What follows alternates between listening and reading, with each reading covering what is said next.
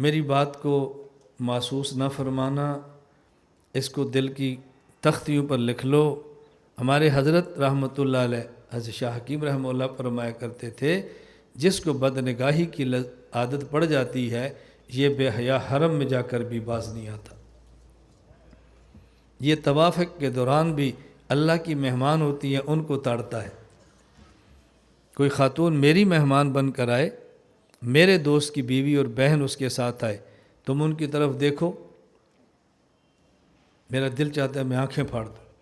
اور جب اللہ کی مہمان کو حرم میں دیکھیں گے، بتاؤ خدا کو کتنا غصہ آئے گا۔ حضرت نے فرمایا یہ ایسی لعنت ہے کہ پھر حرم میں جا کر بھی باز نہیں آتے۔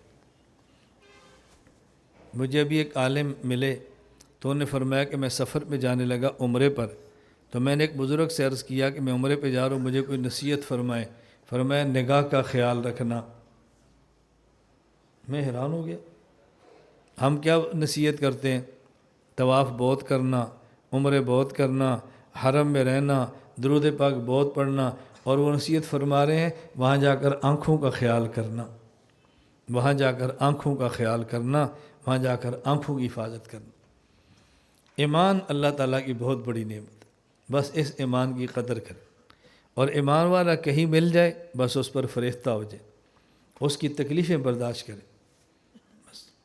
بس اس نقطے کو ذہن میں رکھ لیں کہ ہم نے کوشش کرنی ہے، خود بھی گناہوں سے بچنا ہے، دوسروں کو بچانے کی کوشش کریں، اس کا اہتمام کریں، اور کسی ایمان والے کو دیکھ لیں کسی گناہ میں مبتلا ہے تو رسوا نہ کریں، اس کی ہدایت کی دعا کریں۔